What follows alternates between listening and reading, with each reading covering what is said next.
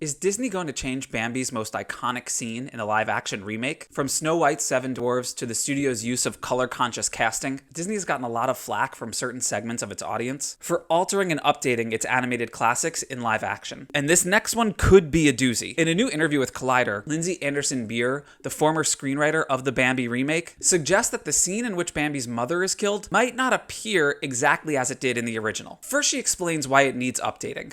I can't tell you how many kids I've seen who've never seen Bambi. Not to spoil the plot, but there's a treatment of the mom dying that I think some parents these days are more sensitive about than they were in the past, and I think that's one of the reasons that they haven't shown it to their children. Then she goes on, but I do think that there is a way to update Bambi, and our take on it was did give a little bit more of a scope to it, and I just think that to be able to bring it to life for kids these days in a way that maybe they relate to a little bit more would be of service to the original. Now, there are two major caveats here. One, we don't know what give more scope means. It doesn't seem to me like they just cut her death entirely. It's the most memorable and arguably the most important part of the movie. It would be like Jon Favreau cutting Mufasa's death from the live-action Lion King, which he didn't do. But perhaps they'll approach it in a new way visually, or sonically, or maybe put a different context on the scene. One that wouldn't upset modern children as much. The other caveat is Beer isn't working on the project anymore. Micah Fitzerman-Blue and Noah Harpster are now writing it for Sarah Polley to direct. And so they might reject Beer's approach entirely and do it exactly like it was in the original. There is one thing we know for sure, though. If Disney changes it significantly, people are going to be mad.